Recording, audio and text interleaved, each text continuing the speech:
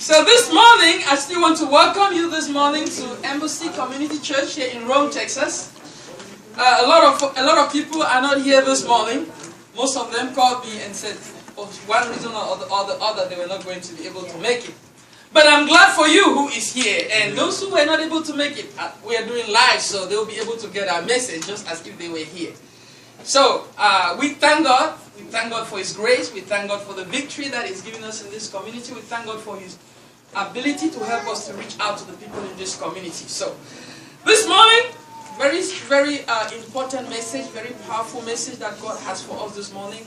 I believe you thank God for bringing you in His presence this morning and for allowing you to hear His word this morning, for all of us to be blessed by His word. We'll be talking about when the storms rage.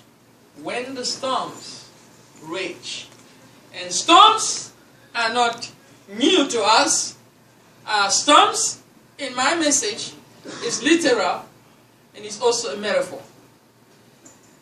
We'll read from Matthew 14, from verse 22. I'll read with us from here. Matthew, if you're looking for Matthew, Matthew is the first book of the New Testament. I got it right this time. I got it right this time. Immediately, Jesus made His disciples. Take note of that word. Jesus made His disciples. Other versions say Jesus constrained His disciples. Kind of Jesus forced them. Come on, you guys are. What are you doing here? Couch potato. Get up. Get in the boat. Move.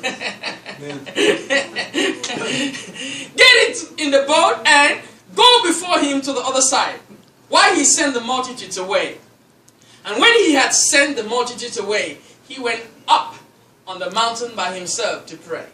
Now when evening came, He was alone there, but the boat was now in the middle of the sea, tossed by the waves, for the wind was contrary. Now in the fourth watch of the night, Jesus went to them. Fourth watch. So, first watch from 6 p.m., second watch from 9 p.m., third watch from midnight, fourth watch from 3 a.m. in the morning. That's the fourth watch of the night. 3 a.m. in the morning, Jesus probably told them to get in the boat at about maybe 4 p.m. or 5 p.m. or maybe let's say 6 p.m. So, they have been without Jesus for about minimum of 9 hours. And that's important to take note. So, Jesus went to them walking on the sea. No boat, no life jacket, nothing. Walking, not running, not swimming, walking on the sea. And when the disciples saw Him walking on the sea, they were troubled, saying, "It's a ghost! Let's run, it's a ghost!" And they cried out of fear. But immediately, Jesus spoke to them, saying, "Be of good cheer! Come on, celebrate!" It is I. Do not be afraid. And Peter answered Him and said, "Lord, if it is you," the adventurer stepped in, "command me to come to you on the water." So He said, "Come." And when Peter had come down out of the boat, he walked on the water to go to Jesus. But Peter did not swim, he walked on water. But when he saw that the wind was boisterous, he was afraid, and beginning to sink, he cried out, saying, "Lord, save me!" And immediately Jesus stretched out His hand and caught him and said to him, "Oh, you of little faith, why did you doubt?" And when they got into the boat, the wind ceased. Then those who were in the boat came and worshipped Him, saying, "Truly, you are the Son of God." Storms is a universal thing. We all know about storms. And early on in the century, in the 19th or in the 1900s, somewhere around 1940s, 1950s. Well, people used to describe storms by just knowing that a storm is happening in such and such part of the world. So, but that became very confusing because people could not reference it. So they said, okay, let's come up with a naming system for storms. And so they said, the World Meteorological Organization came together and said, okay, let's begin to name storms with names. And they brought up a list that they would name every storm. So you hear of Katrina, you hear of Dorian, you hear of Imelda. Storms began to take on people's names so that it could help us to be able to identify. When you say Katrina, you already know Louisiana. When you say Dorian, you already know it's Bahamas. They're talking about Bahamas. When you hear of Imelda, you already know that it's talking about Galveston and the areas around there, or the Gulf Coast, Gulf of Mexico around Houston. So storms, we are used to storms. Dorian claimed about 50 lives. About 1,000 people are still reported missing from the storm Dorian. Storms are just something that happens to us, something that comes. Once in a while they come to visit our universe. I don't want to go into the depth of storms this morning, but I just want us to understand that storms are universal. And I'll be using storms to talk about a metaphor, to talk about problems, to talk about crisis, to talk about adversity, to talk about challenges, to talk about difficulties. And I'll be answering two questions this morning in my sharing.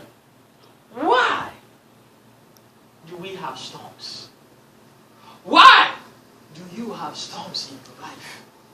And the second question that I'll be answering is, what should I do when I have a storm?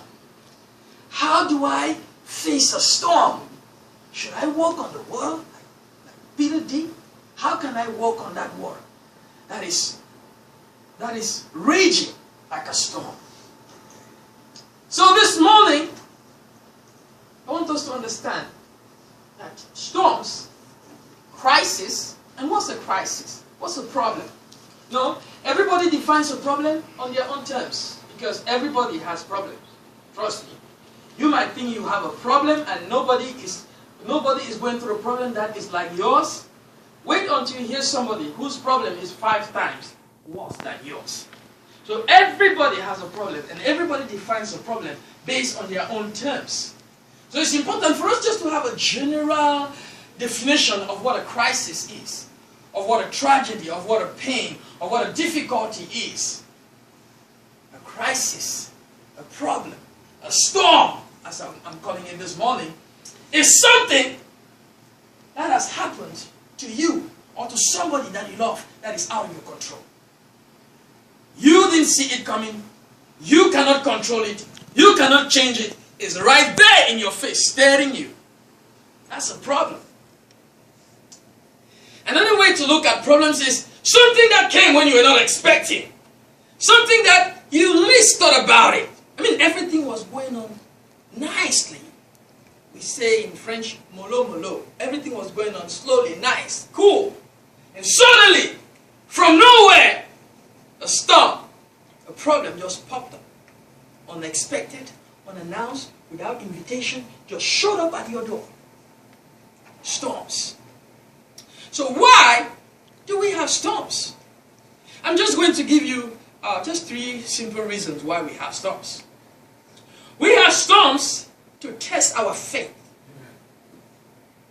Storms come to us. Crises come. Problems come to test our faith. Well, little kids, they have their own small problems. Maybe they didn't have the breakfast they wanted. To them, they feel like, why? Why would mommy and daddy not give me the breakfast that I want? To them, that's a storm. That's a crisis. And it's important. To you, it's like, come on. I didn't even have breakfast most of the times when I was growing up, so what are you talking about? But to them, it's a storm. And maybe you're not married, and you are having your own problems, and you're talking to somebody who is married, and it's like, come on, forget about that. That's really like little, minimal, insignificant. Oh no. It's a storm in their lives. And they have to handle it. They have to deal with it. And maybe you are looking like, well, I'm married and I have this, I have this, I have this, I have this to take care of that. And I bet you if you talk to somebody like President Trump and you have challenges, he will tell you, oh, come let me tell you about what it means to be the president of the United States of 300 million people in 1 minute.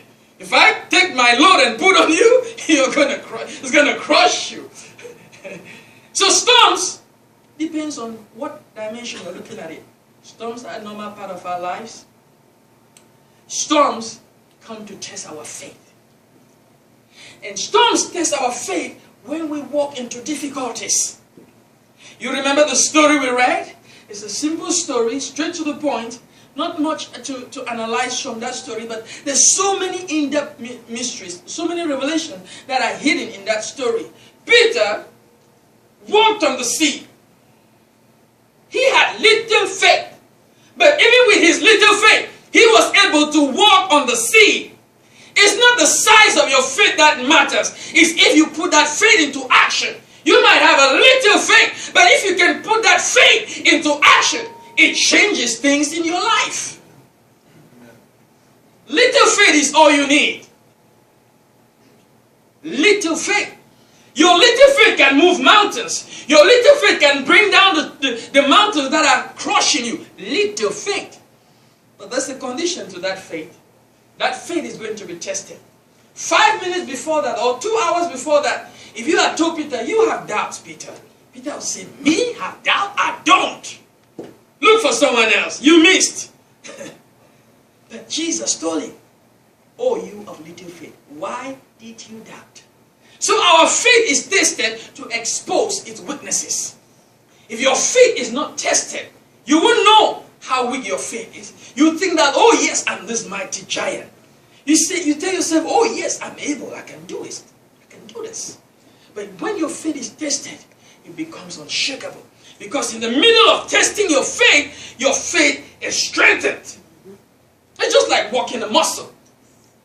It's just like lifting weights. If you don't lift a weight, your muscle is going to remain flaccid, weak, barely able to do your chores. But when you begin to lift up weights, you begin to build the muscle. You begin to build the muscle. The more you lift up weight, the more stronger your muscles become. The more elastic your muscles become. The more stronger and the more ability it begins to be infused into those muscles. But why? Because you're training them. You're testing them. Test is important. Test is important. Because we have 3 things that are going to remain forever. We have faith, we have hope, and we have love. So faith is that ingredient that we live with forever. And so one of the things that happens to us while we're in this world is that our faith is going to be tested to prepare us for the world to come. If you don't have strong faith, you will lose it.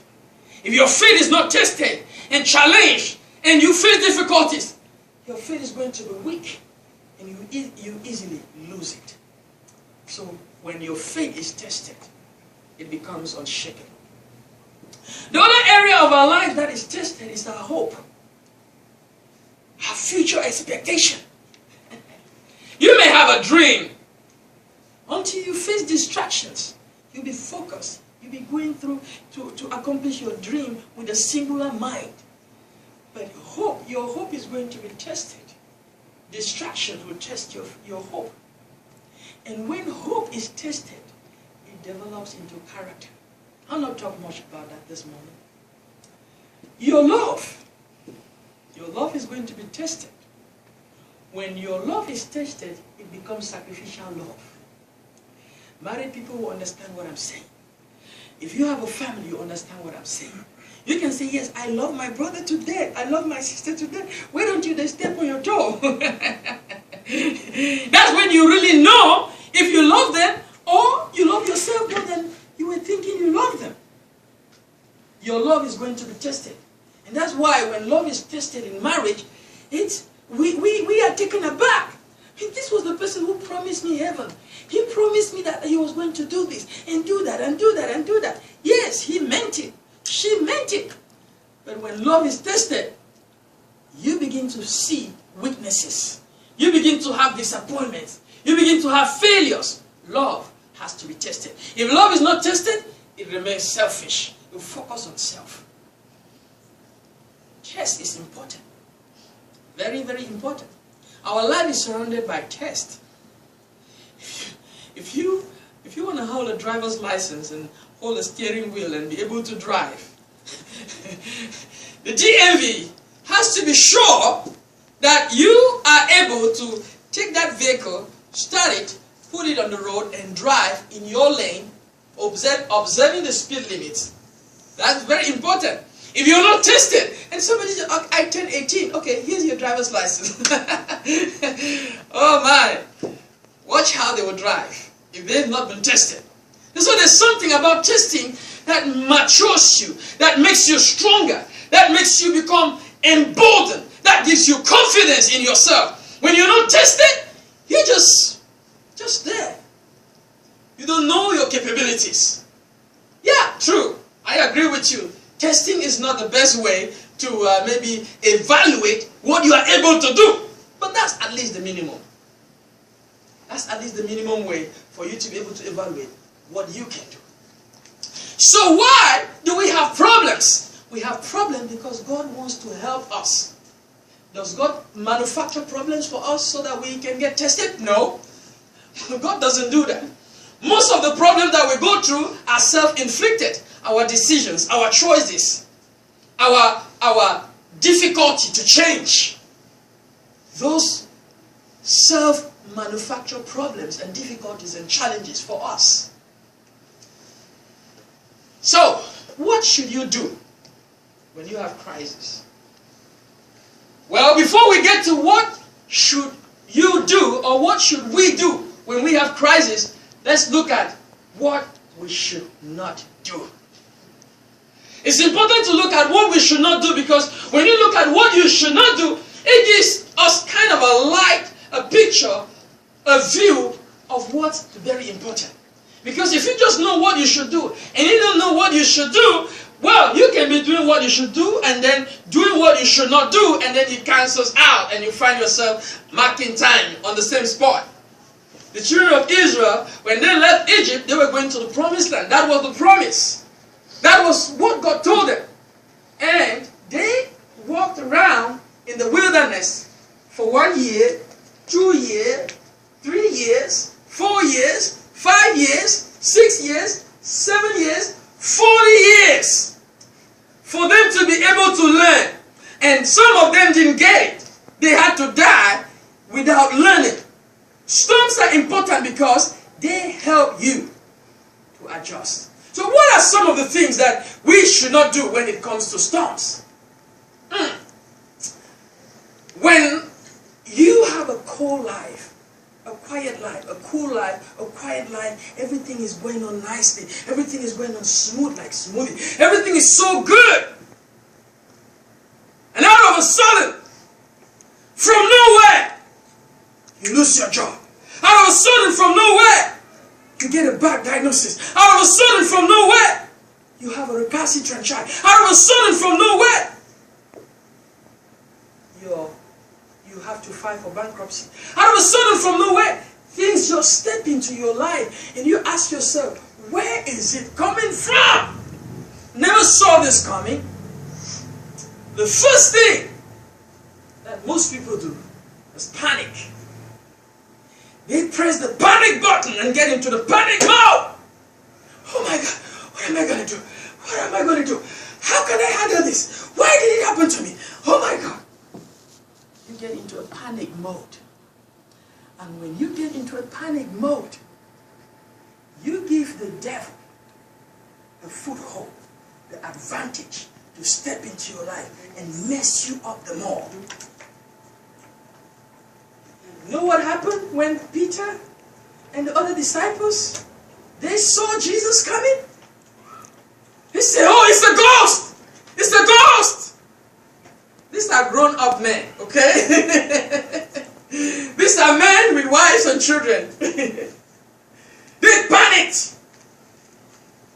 Panic is the first reaction when somebody gets into a problem, they panic. They begin to stress out. Anxiety steps in. They are worried. They don't know what to do. And so fear begins to build up. And imaginations, you begin to run the situation through your mind, back and forth through your mind, just to find out that nothing is really happening. But the more you run it through your mind, back and forth, you empower events to begin to happen. See, I thought about this. Yeah, I knew it was going to happen. I knew it. You don't know that you are the one who replayed it in your mind and empower the devil to bring about that, to aggravate the situation. It might be just a diagnosis.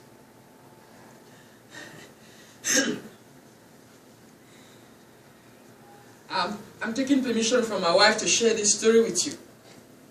Amen. So, when we just got married, first of all, I lost my job 2 weeks after we got married. So, maybe you've lost a job. Well, just calm down and look for another one. You'll get another one better than the previous one. So, she was pregnant, or we were pregnant. And we went to the hospital to go for checkup. And so they had to run a test. I told you about test this morning. They ran the test. I'm a lab technologist by profession, a lab scientist by profession. That's my training. So I understand how testing goes and all of that. So they ran the test. And they came back to us and called me to the side and called her to the side and told her that she had HIV. She had HIV. She was HIV positive. Now, this a lady who has never dreamt leaving home. Yeah, we could think of everything else but HIV. When we went to the hospital, they slapped us with an HIV diagnosis. We had a choice to panic and begin to prepare our will, prepare for burial, or we had a choice to fight back. We had a choice to be able to stand up and say, this is not true. Long story short, we kind of panicked. So we stepped back. I was in a time of prayer during that time. We stepped back. And we said, no. I said, no, let's do another test. Because usually when they do that test, it's a preliminary test. So they'll send you to go and do another confirmatory test. So I said, no, let's do another test. And we waited a couple of days. And we went and did another test. So the technician said, but where did that man take that result? Where did it come from? It was negative, as we expected it to be. When you are faced with a crisis, don't panic. It's true, it's difficult to say. When you are actually faced with a situation that your life is on the line, yeah, the normal reaction is to panic. Well, if your neighbor who doesn't know Jesus is panicking, you should not panic. If your neighbor, your friend, your colleague at work is panicking because their husband or their spouse or their friend just left them, just broke out in the relationship, just cheating on them, you should be able to help them not to panic. God wants you to know how to handle yourself in a crisis. Because what's important is what is happening in you. It's not what is happening around you. What is happening in you is going to determine how that crisis is going to become. What's happening in you is more important than what is happening around you. So don't panic when you're faced with a problem, when you're faced with a crisis, when you're faced with a situation that you were not expecting, when you're faced with a storm. Do not panic. That's what Jesus told the disciples. Do not be afraid. What should you not do when you're faced with a crisis, when you're faced with a problem, when the storms walks in through your door? What should you not do? Do Don't blame other people. Don't blame other people. Because the more when you decide to go to play the blame game, what is going to happen? You're going to miss out on the reason why that crisis is there. There's a reason that crisis showed up at your doorsteps. So take away blame. Put aside blame and look to God. Look in the inside. Ask yourself how you can handle this situation. Because blaming is not going to solve anything. When you blame, you're not taking responsibility. But the problem is happening to you. The crisis is happening to you. The challenge is coming to you. God wants you not to blame anybody. We know how to blame a lot. God wants us to step aside and just allow the Holy Spirit to help us. What should you not do when a crisis hits on your door? Do not complain. Say, God, look at that person. They have this, they have this, they have this. This situation is good for them, but not for me. Why? Why should it come to me? Why? Do not complain. And for everything that you should not do, there's something else you should be doing. When you are faced with a crisis, it's not time for you to have a pity party. No. Don't say, oh God, why me? What did I do to deserve this? No. You should understand that is a test of your faith. It's a test of your love. It's a test of your dreams, of your hope. So what should you do? I'm going to be throwing in some of the things that you should not do again. But I just want to begin to give you some of the things that you should do. Peace. Peace. You know, when Jesus walked in, when Jesus was with his disciples in Mark chapter 4, there was another storm. And so Jesus stood up when he was sleeping, actually, was resting.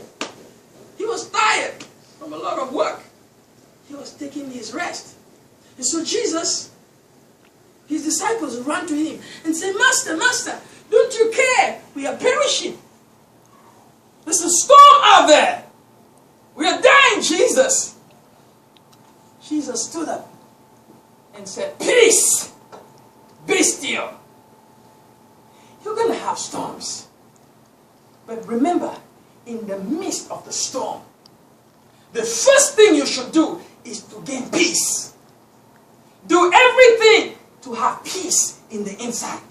Because if you have peace in the inside, everything else will be taken care of. If you can have peace in your inside, your life will be on the right road. Your life will come back to the rail. Your life will be back on the road, in the place that, in the balance where God wants it to be. Jesus told his disciples, peace I live with you. Not as the world does.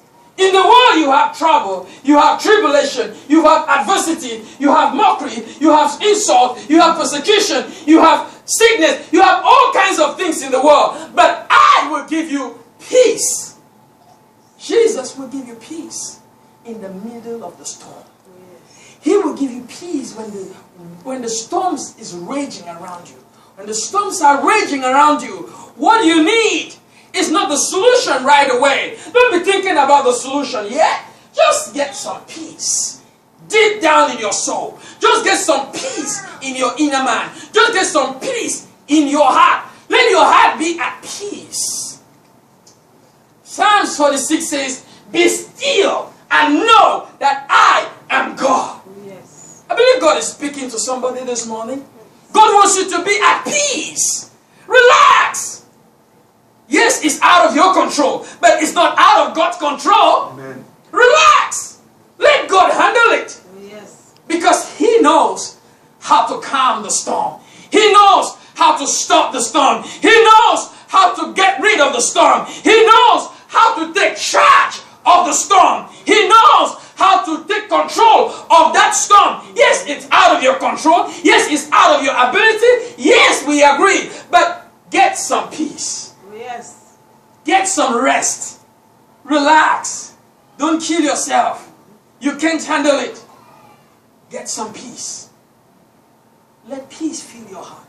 Let peace fill your soul. Let the peace of God be in your being. Have some peace. Have some peace. Have some peace. Have some peace.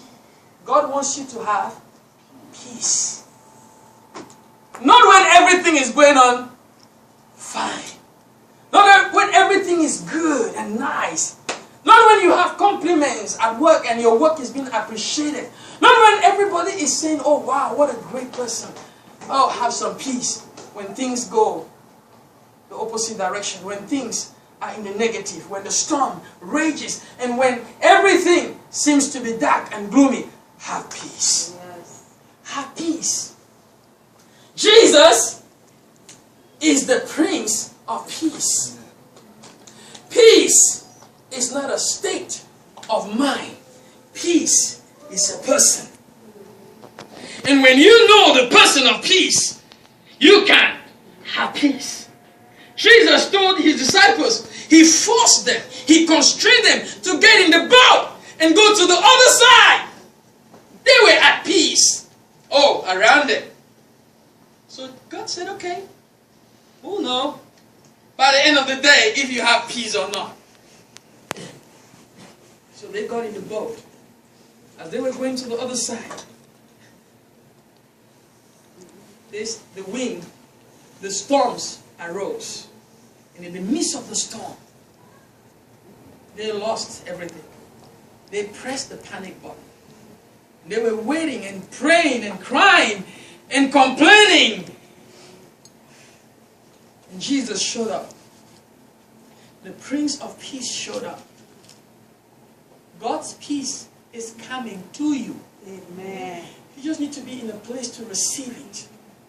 You don't need to be fighting. When the moment you're fighting and trying to make it by yourself, you will miss out on the peace that God is giving you in the midst of the storm. Don't you know God knows you have a problem? Don't you know God knows you have a challenge? Don't you know God knows you have a difficulty? That you have a test of faith? Well, Jesus told Peter, Satan desired to sift you out. Satan desired to take you out. But I've prayed for you. Have peace. God knows that you are going to have a challenge. God knows that you're going to have a difficulty. It's not if you're going to have a difficulty. It's not if you're going to have a crisis. It's not if you're going to have a pain. It's not if you're going to have a disappointment. It's when you have a disappointment. God is going to give you His peace. His peace is everlasting. His peace is lasting. His peace will stay. His peace will remain. Peace is the state of your heart. It's not the state of your surrounding. It's not the size of your bank account. It's not the number of friends you have. Peace is the state of your heart. It's how you place your heart. And it only can come from the Prince of Peace. Peace. Peace. Peace. I came this morning to tell somebody, peace, be still. Amen. Peace, be still. Let God give you His peace. Receive God's peace this morning. Receive God's peace. How do you get God's peace? By practicing the presence of God. By practicing His presence. Jesus came to His disciples. He was available. Yeah. When you press the panic button, you misunderstand and you have a wrong perspective of everything that is happening around you. You go and look for the wrong solution because you are in the panic mode. You are afraid of what might happen. God doesn't want you to be afraid of anything. He wants you to be at peace, because when you are at peace, you'll be able to recognize when God shows up. You'll be able to recognize when God speaks. You're able to recognize what God is doing. Jesus showed up. Jesus came to them in the middle of the storm, inside the sea, where you don't have a neighbor, where you don't have anybody to talk to. Jesus came to them where you don't have anybody to feel the pains you are feeling, Jesus came to them. Where you don't have anybody who can understand what is happening in you, Jesus came.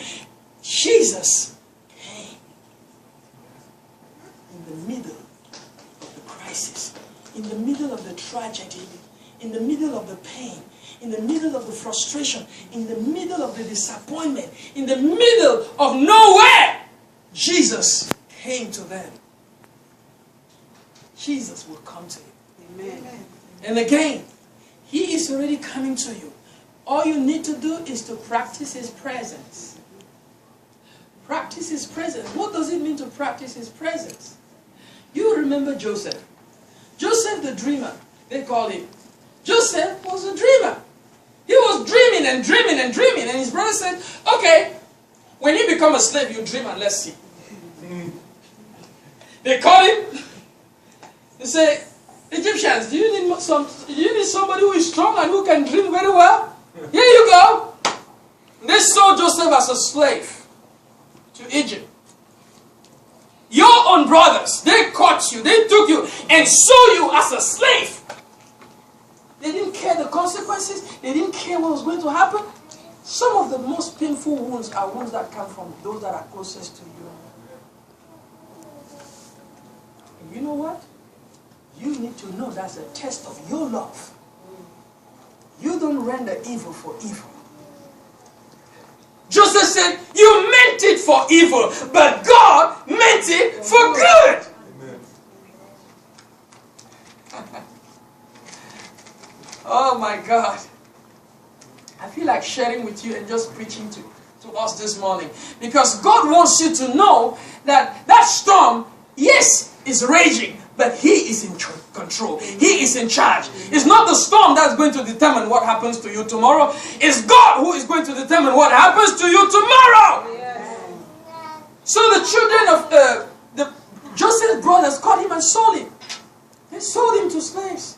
And to become a slave. And Joseph served as a slave. He worked as a slave so hard. They promoted him from a slave to a servant. He worked so hard. They promoted him. He worked so hard. And then the people that he was working for, Potiphar's wife, decided that he was so nice, he had to just go to bed with him. And he said, Joseph was a man of integrity. He said, no, it's not going to happen. You can do whatever you want. I'm not going to bow. I'm not going to stop. I'm not going to become somebody else to please you. So she said, okay. You are a slave, you remember? Now it's going to get worse. I'm going to kick you into prison. And she meant it. She threw Joseph in prison. Joseph was in prison. Oh God! Maybe some of us will say, oh God, why me? What did I do to deserve this? Why? Why God? Joseph, good man, good boy, good young man. But see the bad things that are happening to him. From one thing to the next, one thing to the next, one thing to the next. Even in prison, he helped the prisoners to be free. And he told them, when you're free, don't forget about me. That was a good opportunity for them to forget. And they forgot all about him while he was in prison and had helped them to be free.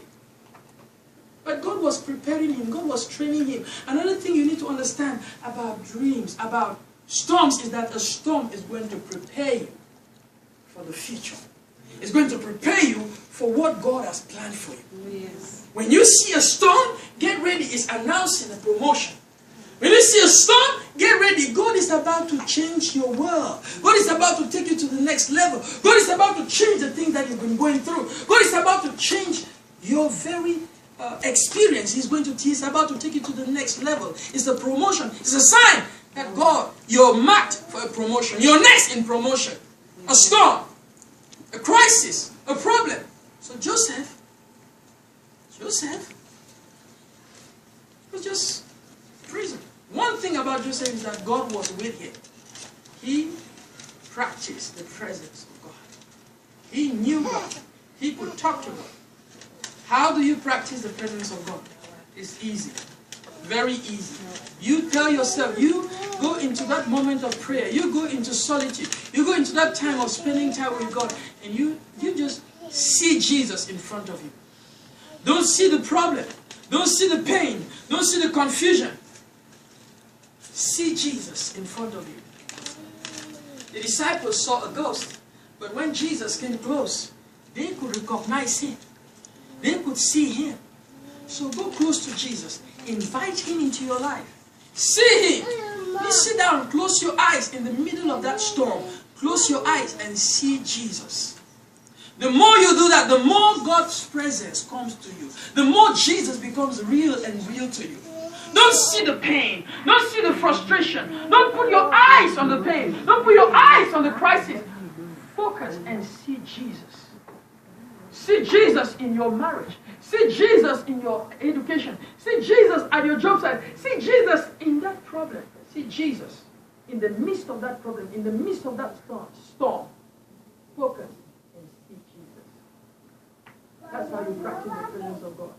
And you should not just do this when you have a problem. You should do this every day. When you get up in the morning, practice the presence of God. Close your eyes so that you'll not be distracted and see Jesus in front of you. And just worship him, and just celebrate him, and just invite him into your life. That's how you practice the presence. The more you do that, Jesus becomes real and real and real to you. It's that easy. He's waiting for you to invite him. He's waiting to be your friend. He's waiting to strengthen you. He's waiting to comfort you. He's waiting to bring his peace to you. Yes. This is how you get peace. Even when everything around you is crumbling. Even when everything around you is failing. Praise God. Yeah. This is a hard one. But you know what James said? James 1, 2 and 3. He said, count it all joy when diverse temptations and trials come to you. It's difficult to rejoice. It's difficult to be happy when you are crying. But joy, James tells us that count it all joy. Rejoice. The third thing you should do is not have a pity party, is rejoice. Rejoice not that a bad thing is happening to you, but rejoice that you have a God who can take care of that situation. Rejoice that you know somebody who knows how to walk on water, who knows how to say peace to the storm, and the storm calms down. Rejoice. When Jesus walked to his disciples, what did he say? He said, be of good cheer.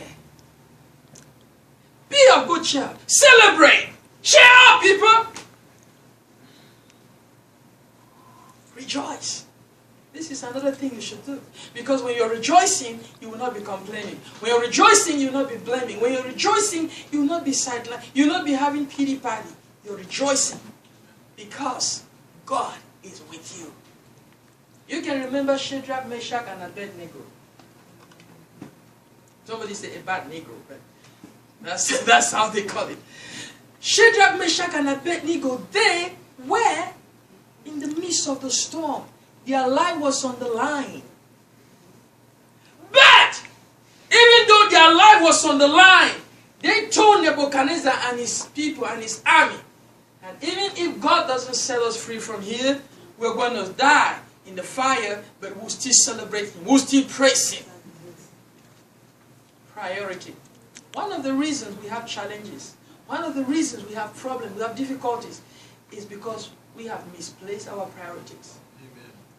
Storms come to help us readjust our priorities. Adjust our priorities. God has to be first in our lives. If God is not first in our lives, everything else will begin to crumble. Everything else will begin to fail.